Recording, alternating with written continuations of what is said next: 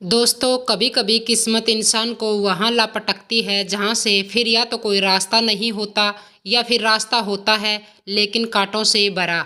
बिहार के सिवान जिले के एक छोटे से गांव धनरपुर में सूरज की पहली किरणें जब धान के खेतों पर पड़ती तो लगता मानो प्रकृति खुद झुककर गांव वासियों को प्रणाम कर रही हो।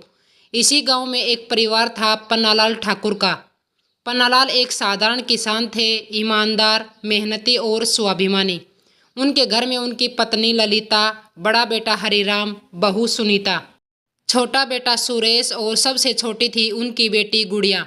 हरिराम पढ़ लिख कर कुछ खास नहीं कर पाया। स्कूल से 8वीं के बाद उसने पढ़ाई छोड़ दी और खेतों में पिता का हाथ बटाने लगा। सुनीता उसकी पत्नी एक सीधी सादी मगर मजबूत इरादों वाली लड़की थी, जो ससुराल को ही अपना घर मानकर दिन रात सेवा में लगी रहती थी। सुरेश, जो सबसे चतुर और होशियार था, गांव का पहला लड़का था जिसने इंटर पास किया और पटना जाकर बीएड करने लगा। गुड़िया मासूम और प्यारी लड़की, पूरे गांव की लाडली थी। सब कुछ सामान्य चल रहा था जब तक कि पन्नालाल की तबीयत खराब न हो गई। खेतों में लगातार काम करने से उन्हें टीबी हो गई। इलाज के लिए पैसे नहीं थे और इलाज के बिना दिन ब दिन हालत बिगड़ती गई। ललिता ने अपने गहने तक बेच दिए लेकिन बीमारी की जड़ें गहरी हो चुकी थी। एक दिन पन्नालाल ने सुरेश का हाथ पकड़कर कहा, बेटा पढ़ लिख कर कुछ बन जाना ताकि इस गरीबी का खेल तेरे बच्चों तक न पहुँचे। और कुछ ही दिन बाद पन्नालाल इस दुनिया को अलविदा कह गए।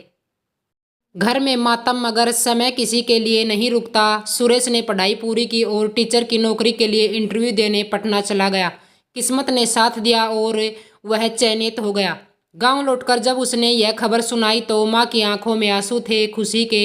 अब घर में कुछ पैसे आने लगे थे। सुरेश का ट्रांसफर पहले दरभंगा और फिर सीवान हुआ। वहीं उसकी मुलाकात रीमा से हुई, जो एक प्राइवेट स्कूल में पढ़ाती थी।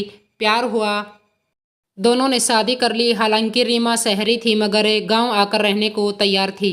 ललिता को पहली बार बहू से थोड़ी दूरी महसूस हुई। रीमा ने धीरे धीरे घर के तौर तरीकों को बदलना शुरू किया। सुनीता, जो अब तक घर की बहू थी, एक कोने में सिमटने लगी। हरिराम बेरोजगार था और रोज शराब के नशे में घर आता। सुनीता सब सहती रही लेकिन कभी शिकायत नहीं की। सुरेश अब शहर से गांव कम आने लगा। उसकी जिंदगी अब रीमा और स्कूल के इर्द गिर्द सिमट गई थी। एक दिन रीमा ने साफ कहा, माँ जी, हमें शहर में ही रहना चाहिए। गांव में न बिजली है, न पानी और न कोई भविष्य। सुरेश ने माँ को मनाया और माँ ने कहा, जा बेटा, तेरा नसीब तुझे बुला रहा है। फिर वह दिन आया जब सुरेश और रीमा शहर चले गए। गांव में ललिता, सुनीता, हरिराम और गुड़िया रह गई। गुड़िया की उम्र शादी की हो रही थी लेकिन पैसे नहीं थे। ललिता ने सुरेश को फ़ोन किया, बेटा, गुड़िया की शादी करनी है, थोड़ा मदद कर दे। सुरेश बोला, माँ, अभी टाइम नहीं है, स्कूल में एग्ज़ाम चल रहा है। गुड़िया की शादी एक ऐसे लड़के से हुई जो बाहर देश में काम करता था। शादी के 1 साल बाद खबर आई कि लड़का वहाँ किसी एक्सीडेंट में मर गया। गुड़िया विधवा होकर मायके लौट आई। उधर हरिराम अब पूरी तरह शराबी बन चुका था। एक रात वह नशे में धुत होकर आया और सुनीता को बुरी तरह पीटा। ललिता चिल्लाई, बेटा मत करे, वह तेरी पत्नी है। लेकिन हरिराम अंधा हो चुका था। गांव के लोगों ने बीच बिचाव किया। अगले दिन ललिता ने सुरेश को फ़ोन किया, बेटा, सुनीता को अपने पास बुला ले, यहाँ अब उसका रहना मुश्किल है। सुरेश और रीमा ने थोड़ी बहस के बाद सुनीता को शहर बुला लिया, मगर वहाँ रीमा को सुनीता की उपस्थिति खलने लगी। धीरे धीरे उसे नौकरानी जैसा बर्ताव मिलना शुरू हुआ। एक दिन रीमा ने साफ कहा, ये हमारे फ्लैट में नहीं रह सकती, कोई और इंतजाम करो। सुरेश चुप रहा। सुनीता वापस गांव लौट आई लेकिन इस बार वह टूटी नहीं थी बल्कि मजबूत हो चुकी थी। उसने गांव की महिलाओं को एकत्र करके महिला समूह बनाया, सिलाई और हस्तकला की ट्रेनिंग शुरू की और धीरे धीरे गांव की महिलाएं आत्मनिर्भर होने लगी। ललिता अब बूढ़ी हो चली थी। एक दिन खाट पर लेटी हुई बोली, सुनीता, बहू नहीं, बेटी बनकर जो तूने इस घर को संभाला है, भगवान तुझे कभी अकेला न छोड़े। समय बीतता गया। एक दिन सुरेश गांव लौटा। रीमा से उसका तलाक हो चुका था। उसका अफेयर किसी और से हो गया था। वह टूटा हुआ, शर्मिंदा और अकेला था। जब गांव पहुंचा तो देखा वही टूटा फूटा घर, माँ की खाट अब खाली।